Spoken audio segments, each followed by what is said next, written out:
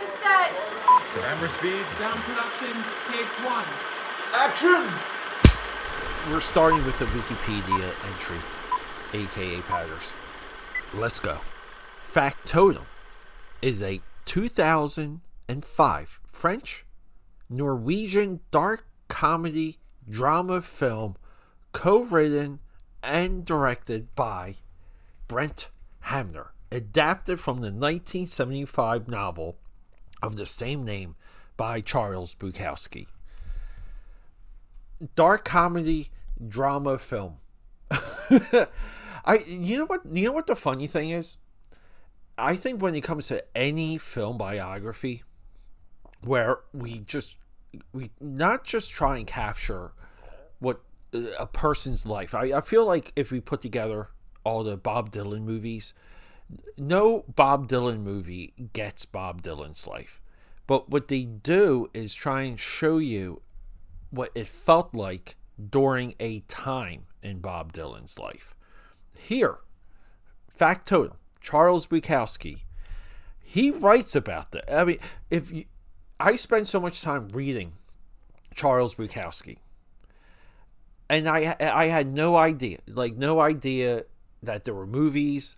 I talk about this on my Barfly episode where I discovered Barfly because of Robert Rodriguez wrote about it in one of his books, and they asked him like, hey, what movies do you want when we fly you out, because he was getting big time movie deals, and one of the movies was Barfly.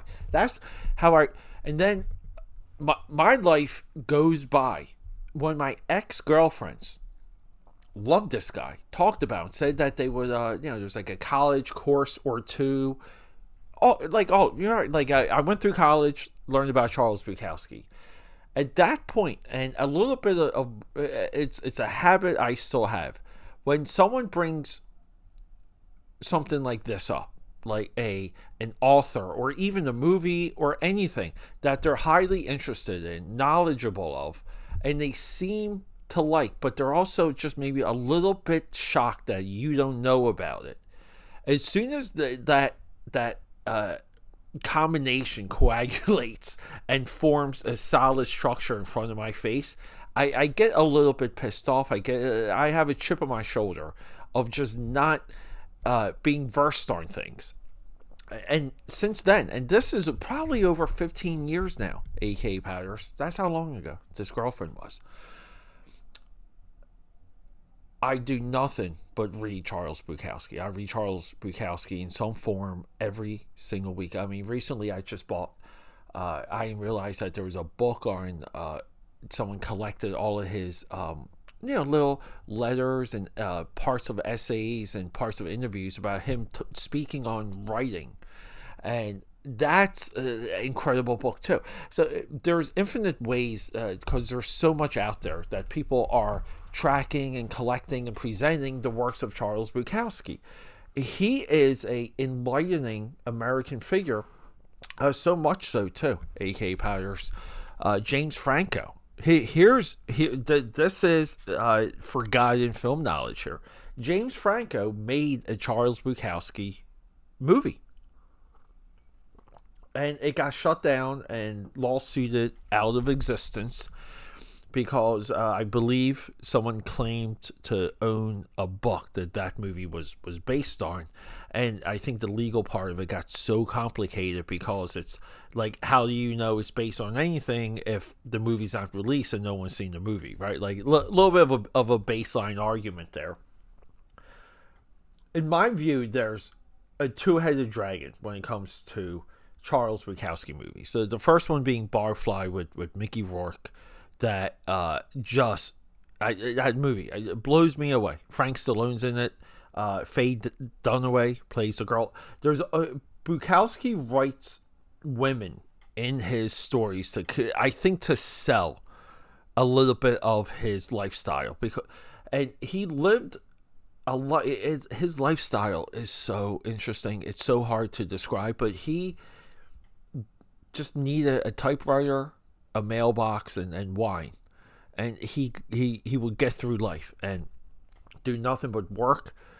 He would work whatever jobs He could. Factotum here has one of my favorite parts that Bukowski writes about, which is Bukowski, and he tells you the methods for this. He has a way of winning regularly and big, betting on horse races. And this movie, basically, right, like we see that, and we see how much of a distraction it is from his job, from his life, or like his girlfriend at the time. But Charles Bukowski always writes himself somehow just from his presence, courting beautiful women. I don't know how much of this is true. I don't know how much counter commentary. I don't know if it's Bukowski being a writer, but it's fun to watch in Barfly. It's fantastic to watch in Factotum. So in this movie, I didn't like it. It took me about 3 times watching this film, and I'm talking through the stretch of probably like 10 or 12 years of watching this movie. Reading Bukowski, watching, reading. I have a Charles Bukowski library. I own a ton of his books too on digital for Amazon Kindle. And every single time I would watch this movie, there would just be like something else that stood out. And this time, and we have Brett Hamner. This is our writer-director, co-writer-director. He has a communication with our star here, Matt Dillon, who's also a producer. What Matt Dillon is able to portray and transform, and I recently, around this time too, with re-experiencing this movie, I was watching him in Wild Things, like drastically different characters. His Charles Bukowski is, I believe, what Charles Bukowski believed he came off as. Where the Mickey Rourke Charles Bukowski is how Charles Bukowski knew people saw him. So we're getting Charles Bukowski from within, and then we're getting Charles Bukowski from outside. His performance in this movie, it finally hit me after all of this time, right? And I feel bad. I feel so freaking guilty at times. Charles Bukowski is an American figure that we should know about, that you should be versed on. Here in Philly on Fairmount, we have a Charles Bukowski bar. Right, like it's good stuff. AKAPADers. Charles Bukowski is embedded in the bar down the street, the local dive bar, the bar on the corner, the bar where it's kind of downhill and it has regulars and drunks, and it's part social work for the bartenders and the people that work there. Bars full of cigarette machines, bars that never wash their floors. In a way, what we imagine the bar of Always Sunny in Philadelphia, that's a Charles Bukowski bar. He is one of the great American writers who I believe is of a time. And I think this movie puts that there. And look, the plot of this movie is this guy can't keep a job. So he's floating from job to job. And he's an alcoholic. He's a writer.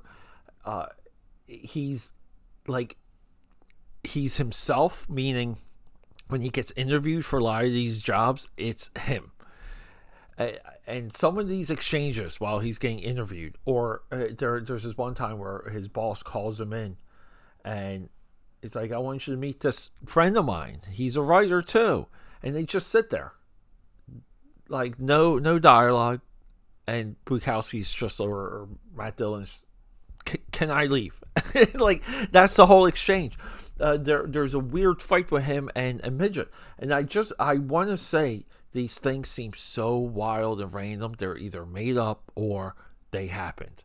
Like, and that is sometimes when we watch a biography, that's kind of what we want. And Factotum is a rare biography because, again, Charles Bukowski didn't live the life. He didn't achieve these things. This is really him within the struggle if you want to call it, within the hustle. I think this film is it's also wonderfully shot too. It's just I love the daytime shots in this movie. Factotum. It's you gotta watch it with Barfly, and you gotta trust the film buff on this one, and learn and read Charles Bukowski. I love you guys. Rock and roll. Okay, that's a wrap.